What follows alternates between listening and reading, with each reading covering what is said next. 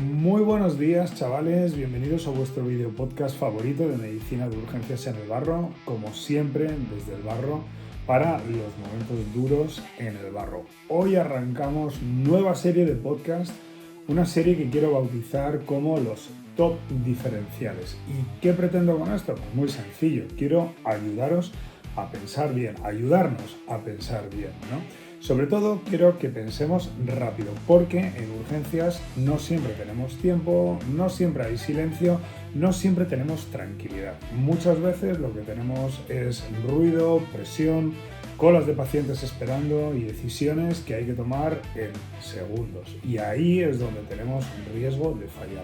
No porque no sepamos medicina, sino porque no tenemos un esquema mental a priori claro cuando trabajamos bajo situaciones de estrés.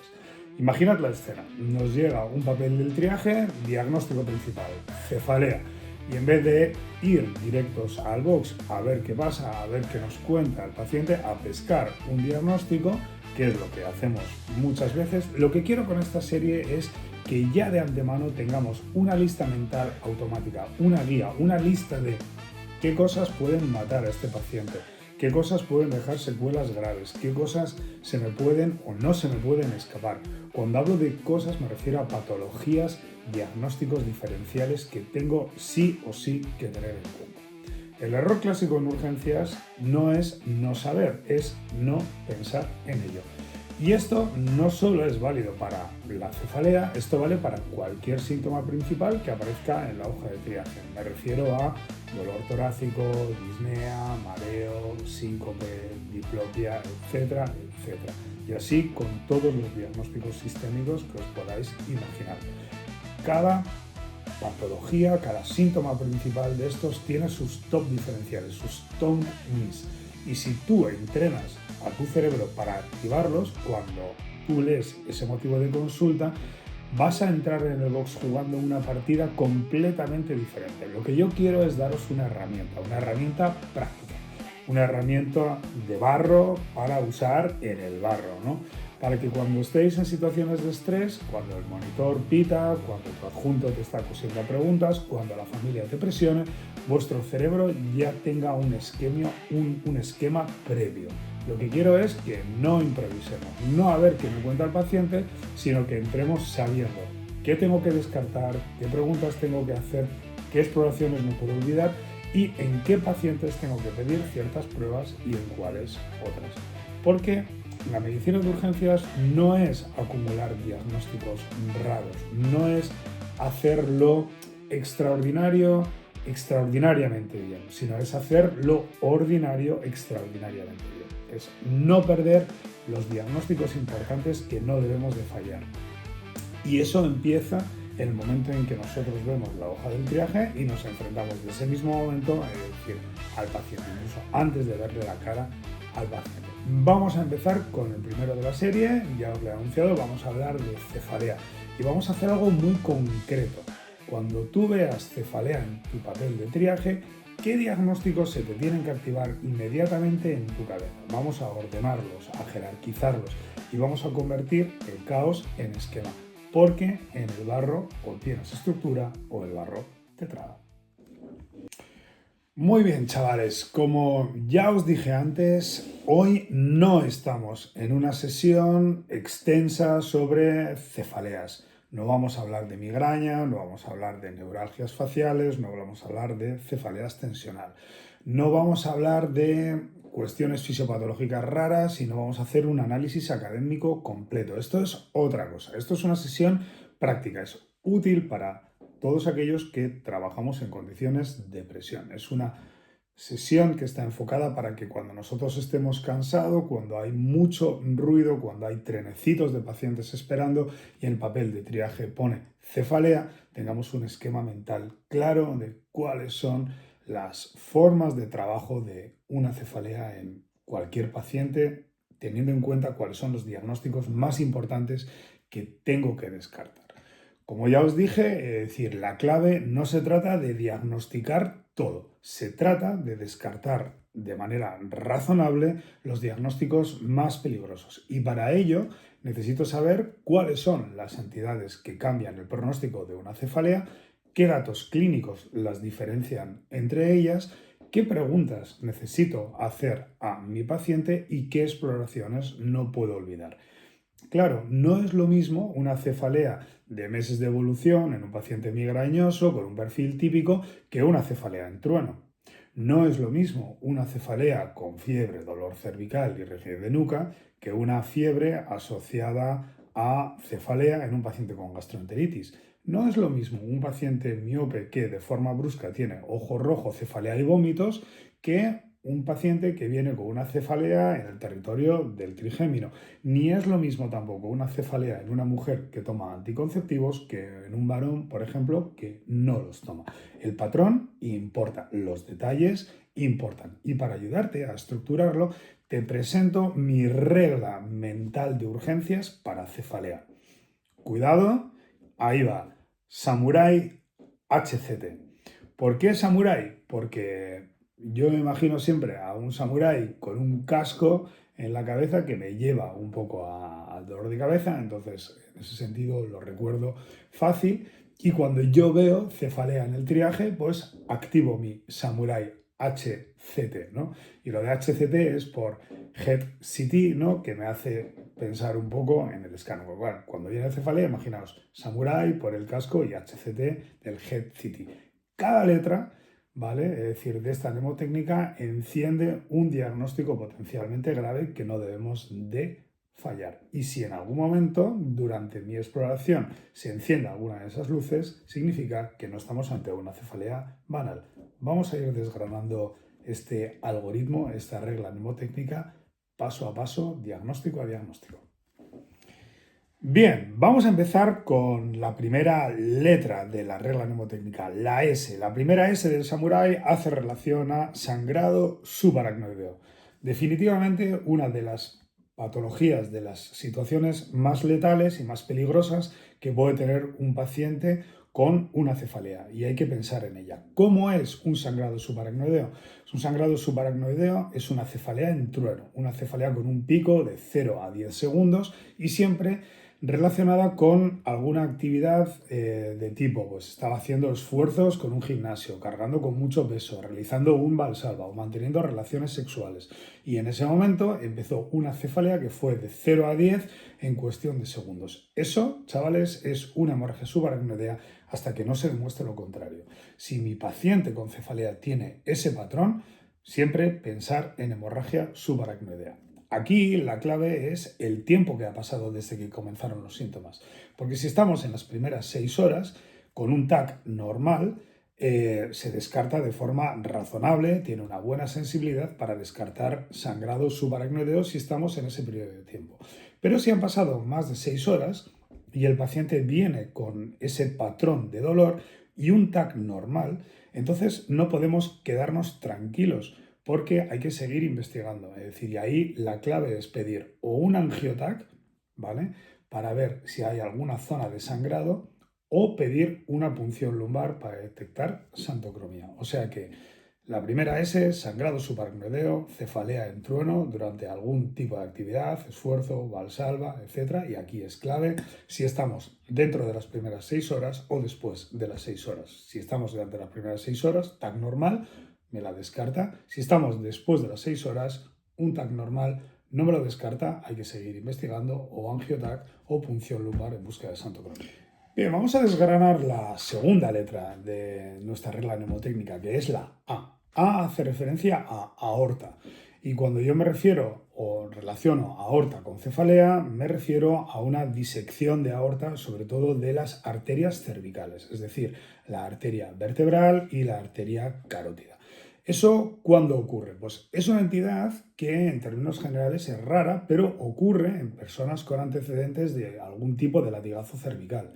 Han tenido un accidente de tráfico en días previos con un latigazo cervical, empiezan luego con cefalea, dolor cervical, cefalea, etcétera, ¿no? Ese tipo de cosas. O un paciente con dolor torácico, una disección de aorta, del callado de la aorta, que diseca los troncos supraórticos y posteriormente cefalea e ictus. Entonces, ese tipo de perfil de paciente, dolor cervical, previamente latigazo, manipulación quiropráctica, jugador de fútbol ha dado un cabezazo o se ha hecho algún tipo de movimiento raro, es ese perfil de paciente. La clínica es dolor cervical y posteriormente cefalea unilateral. Y clínicamente puede aparecer una entidad que se llama el síndrome de Horner, que es miosis, anhidrosis y tosis palpebral, ¿vale? Es decir, tener en cuenta lo del síndrome de Horner. Aquí el diagnóstico es entender el perfil del paciente y pedir un angiotac de troncos supraórticos. No nos vale decir solo un TAC craneal, es decir, tenemos que pedir un TAC cervical. Es desde luego una entidad que hay que valorar siempre en un paciente con dolor de cabeza, hay que pensar en esa posibilidad porque sí que sería un diagnóstico muy grave a no descartar, ¿vale? Entonces, la primera S, sangrado subaracnoideo, A de aorta, disección. Bien, entonces visto el sangrado subaracnoideo, de la S, la A, la aorta, vamos con la M. Y la M hace referencia a meningitis, encefalitis. Yo creo que ya en eso lo tenemos todos más o menos claro. Es decir, un paciente que viene con cefalea, fiebre y además alteración en el sensorio, viene convulsionando o viene con rigidez de nuca. Bueno, es decir, yo creo que eso lo tenemos claro que en ese contexto realmente yo creo que eso va a ser un diagnóstico que no se nos va a escapar. Pero aún así ahí podemos hacer ciertos errores. Aquí la clave no es pensar en ello, sino es retrasar la secuencia de acción. La acción que nosotros tenemos que hacer es inmediatamente hemocultivos, iniciar tratamiento antibiótico empírico y aciclovir y si sospechamos que es una meningitis bacteriana añadir dexametasona y después de eso completar TAC y punción lumbar. ¿Hay que hacer siempre un TAC antes de una punción lumbar? Bueno, lo que siempre hay que hacer es tratar primero el cuadro empíricamente y luego ya valoramos. Es verdad que si nosotros estamos ante una sospecha de lesión ocupante intracraneal, ¿no?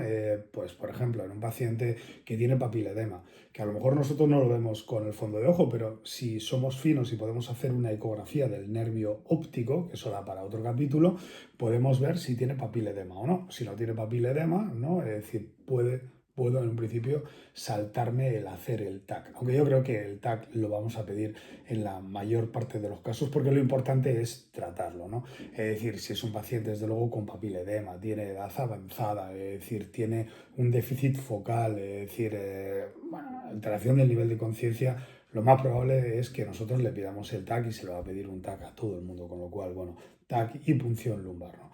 Pero bueno, es verdad que siempre, si estamos en un sitio donde a lo mejor no hay un escáner, pues lo más importante es tratar al paciente. Hemocultivos, antibióticos empíricos, aciclovir y dexametasona. Y desde luego siempre hacer una punción lumbar. Aquí yo creo que el error que nosotros podemos hacer, sobre todo, no es el no identificar la M de meningitis encefalitis, sino el retrasar el tratamiento para llevar al paciente al TAC y luego para hacerle una punción lumbar, etcétera. O sea, aquí lo que hay que hacer es tratar inmediatamente cultivos, tratamiento empírico, corticoides, una meningitis bacteriana y luego ya continuar con el estudio diagnóstico, TAC y punción lumbar. Bueno, vamos acotando los diagnósticos diferenciales, ¿no? S, sangrado subaracnoideo, A, disección de aorta, M, meningitis, encefalitis y vamos con la U. Y la U tiene matices, porque la U viene de urgencia hipertensiva. Y si bien lo que voy a decir aquí no es realmente una urgencia hipertensiva, porque este es un término que ya no se usa, se habla de hipertensión arterial severa o hipertensión con daño de órgano diana, yo lo que quiero hacer referencia es a una entidad muy concreta que es el PRES, que es el síndrome de encefalopatía posterior reversible o encefalopatía hipertensiva. Es aquella persona que viene con una crisis de presión arterial muy elevada y viene con una cefalea muy intensa y eso genera una rotura de la membrana hematoencefálica que genera un edema vasogénico, ¿vale? Y entonces eso genera una cefalea muy intensa, además de sintomatología como visión borrosa, alteración en el sensorio e incluso convulsiones. La forma de diagnosticar esto es mediante un TAC craneal, ¿no? Donde se puede ver ese edema vasogénico, y el tratamiento es utilizar fármacos titulables para reducir la presión arterial media en torno a un 20 a un 25% de la inicial. Para ello utilizaremos fármacos como el labetalol, el nimodipino o el urapidilo. Hay que bajarla en torno a un 20 a un 25% de la presión arterial media. Es reversible porque en las series que se han visto, si nosotros hacemos un buen control de síntomas, al parecer en 2 semanas el paciente puede haber recuperado los déficits neurológicos que esto le ha acarreado. Pero no siempre es reversible, muchas veces dejan secuelas y no siempre, es decir, la cefalea tiene que ver con afectación de la parte posterior de nuestro cerebro, con lo cual, bueno, encefalopatía hipertensiva es una emergencia hipertensiva, ¿vale? Edema vasogénico por rotura de la membrana hematoencefálica, de la barrera hematoencefálica, que tratamos con fármacos como el labetalol, el urapidilo, el nimodipino, bajar a un 20 o 25% la presión arterial media, y normalmente pueden recuperar el déficit neurológico pasados unas semanas. Pero recordad que ni es siempre posterior ni es siempre reversible. Vamos avanzando con nuestro samurái, completando el puzzle. Repito, S, sangrado subaracnoideo. A, aorta, disección. M, meningitis encefalitis. U, urgencia hipertensiva. Y ahora vamos con la R de mi samurái, que es el RCVS o el Reversal Cerebral Vasoconstriction Syndrome o el síndrome de vasoconstricción cerebral reversible. No pensé que podría decirlo del tirón. Bueno, ¿esto qué es? Esto es una cefalea que es en trueno, pero de forma recurrente y autolimitada. Es decir, es el paciente que dice: llevo una semana donde tengo 3 episodios de dolor de cefalea muy intensa y luego se me quita. Me explota la cabeza en todo momento y luego se me quita. No es una migraña típica, no es un PRES, ¿vale? Es decir, el PRES hemos visto que es un fallo de autorregulación por hipertensión severa, y el síndrome de vasoconstricción cerebral reversible es un vasoespasmo segmentario en las venas, arterias de nuestro cerebro que es reversible, ¿no?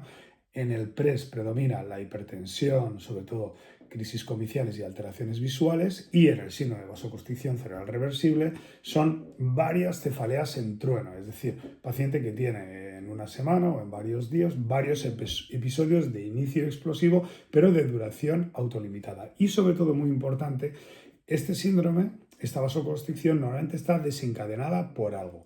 También por esfuerzo, por el estrés, por sexo, por drogas vasoactivas, etc. La mayoría de ellos evolucionan bien, pero es un diferencial grave porque se pueden complicar. Pueden producir sangrados, pueden producir ictus isquémico, pueden producir edema vasogénico, como en el PRES, etc. O sea que el que sea reversible no significa que sea inocua. Si un paciente nos viene con este patrón de cefaleas en truenos autolimitadas que se repiten varias veces, pensar en el síndrome de vasoconstricción cerebral reversible. Aquí no basta con un TAC simple, hay que pedir un angioTAC, y la imagen que nos da el angioTAC es una imagen como de estenosis y dilatación de vasos, de estenosis y consecuente dilatación. Tiene un patrón vascular muy típico que, pues, hay que decirle al radiólogo: mira, quiero que me descartes esto, y él ya sabe cómo hay que buscarlo. ¿Cómo trato esto? Pues normalmente lo trato con fármacos que controlan el vasoespasmo, es decir, calcio antagonista. Normalmente puedo utilizar el nimodipino o puedo utilizar verapamilo, etcétera, etcétera. Pero mucho cuidado con etiquetar este cuadro como una migraña, porque puede no ser una migraña y puede que las consecuencias de un síndrome de vasoconstricción cerebral reversible no sean tan reversibles, porque el paciente me haga un sangrado o porque me haga una isquemia. Entonces, una cefalea en trueno única puede ser una hemorragia subaracnoidea. Si un paciente viene con varias cefaleas autolimitadas en trueno, probablemente sea un síndrome de vasoconstricción cerebral reversible. Angiotac y calcioantagonistas. Bueno, machaconamente, para que salgáis de aquí con el esquema muy claro: S, sangrado subaracnoideo. A, aorta, disección. M, meningitis encefalitis, U, urgencia hipertensiva, PRES, R, síndrome de vasoconstricción cerebral reversible. Y ahora vamos con la A, con la segunda A, que hace referencia a apoplejía hipofisaria. Es bastante friki el tema, seguro que es la pregunta de Mir, del síndrome de Sijam en el parto, la isquemia de la hipófisis, etcétera, ¿no? Es decir, producía apoplejía hipofisaria, pero fundamentalmente se trata de una cefalea aguda muy brusca por un sangrado agudo en la hipófisis, ¿no? Un sangrado, una hemorragia hipofisaria que debuta en un paciente con una adenoma hipofisaria, aunque no sabemos, es un paciente que ya venía con cefaleas previas y de repente viene con una cefalea muy intensa y con mucha afectación oftalmológica, ¿no? Sobre todo tiene oftalmoparesia, por paresia del tercer, cuarto o sexto par, pueden tener diplopia, etc. O sea, sobre todo mucha afectación vascular. Es un paciente que tenía cefaleas previas por el adenoma que le genera cefaleas y de repente, es decir, esa adenoma sangra y hace apoplejía hipofisaria y eso se complica por un sangrado que afecta al quiasma óptica, sobre todo oftalmoplegia, afectación del tercero, cuarto, sexto par, diplopia, etcétera, etcétera, etcétera, ¿vale? Todo eso genera también alteración en la producción de ACTH, con lo cual se van a alterar las mineralocorticoides, pueden producir hiponatremia, hipotensión, hipoglucemia, etcétera, etcétera, etcétera.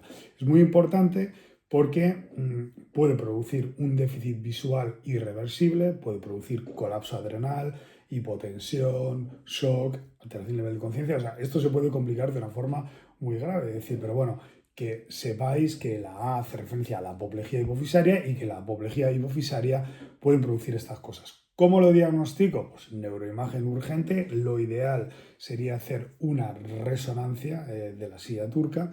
Y luego, pues el tratamiento es ponerle corticoides, ¿de acuerdo? Entonces, bueno, yo no he visto una apoplejía hipofisaria en mi vida, pero en todos los textos que he consultado de patologías a no olvidarte o a tener presentes, pues os la muestro: apoplejía hipofisaria, sangrado de la hipófisis por un adenoma que no se conocía previamente y que generalmente cuando sangra produce afectación sobre el quiasma óptico, con lo cual mucha sintomatología visual, ¿de acuerdo? Diplopia, etcétera, etcétera. Se trata con corticoides y la prueba de imagen ideal sería una resonancia de la silla turca.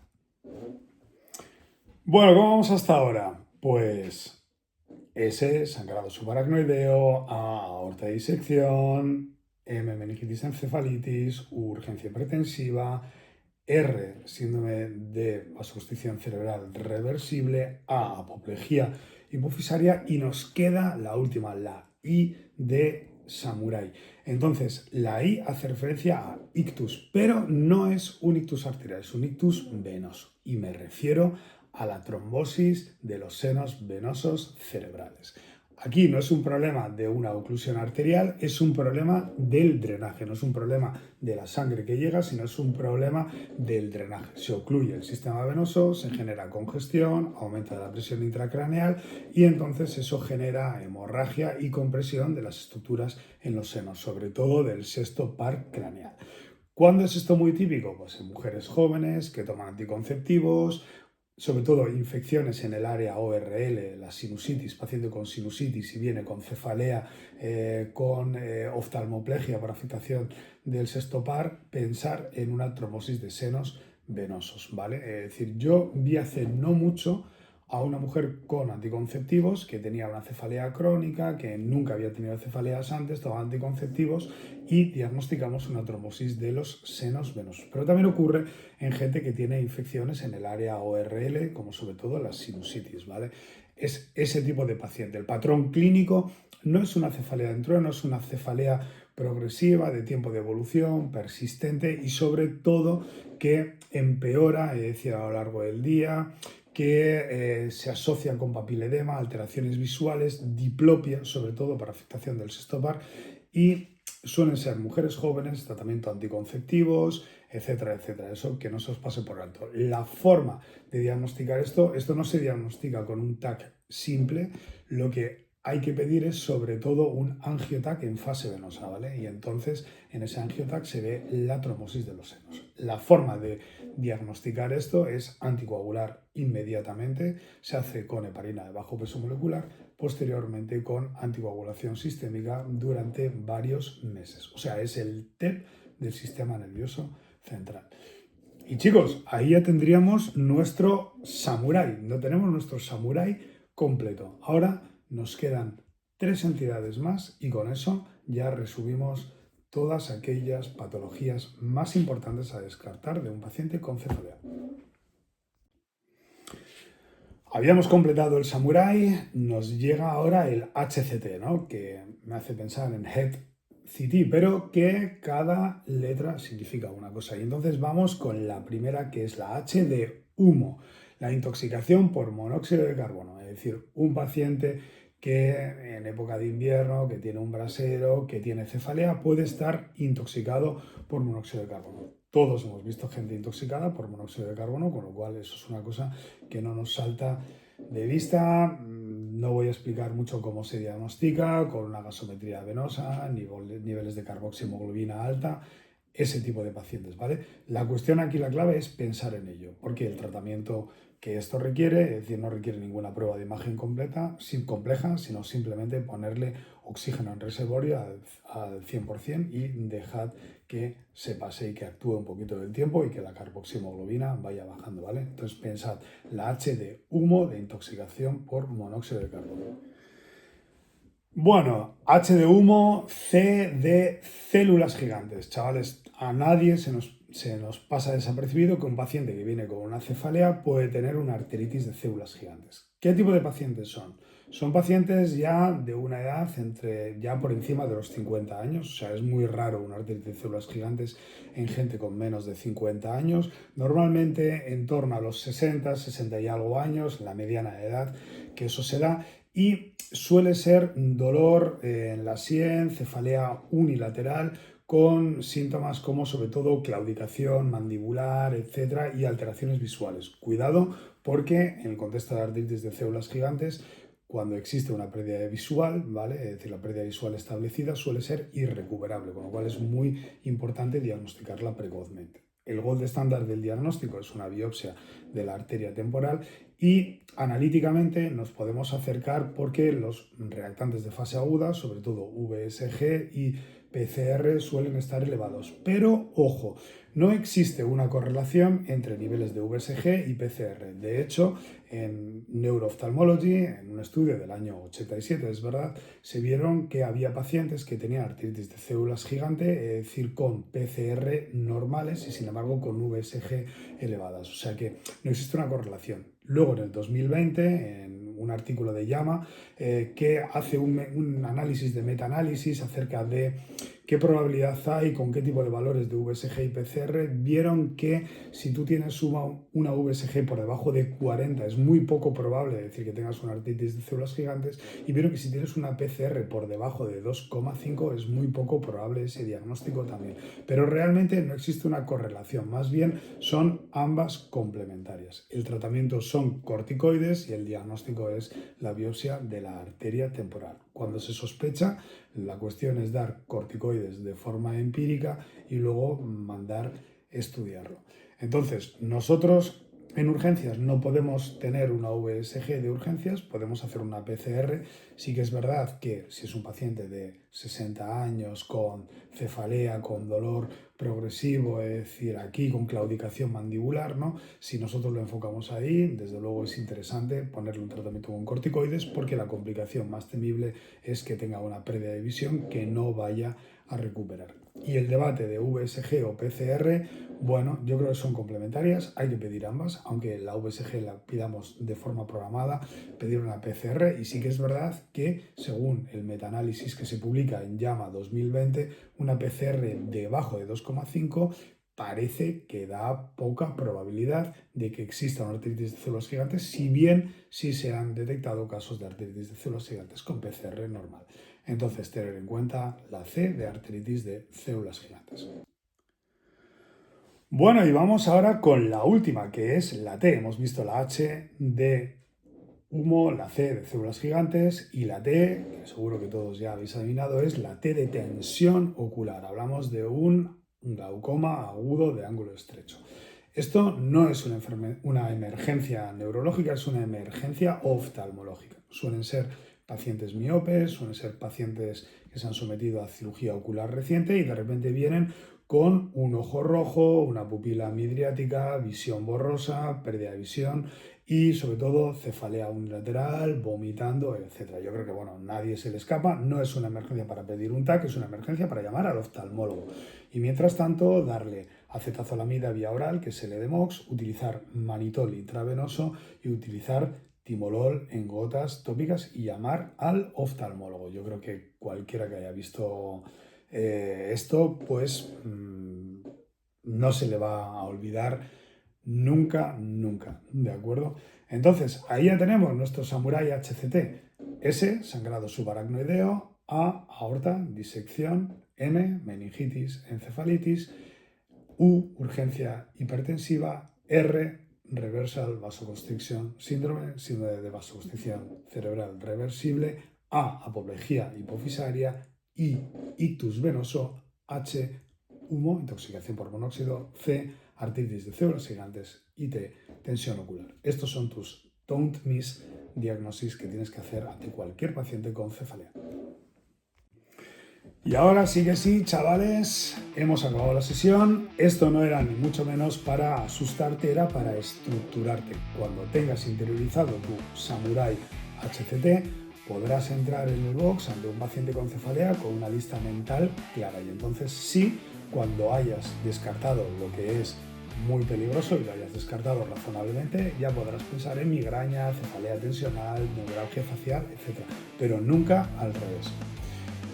Ya sabes, en urgencias o tienes método o el caos decide por ti. Así que nos vemos en el barro, chavales. Hasta la siguiente sesión. Chao, chao, chao.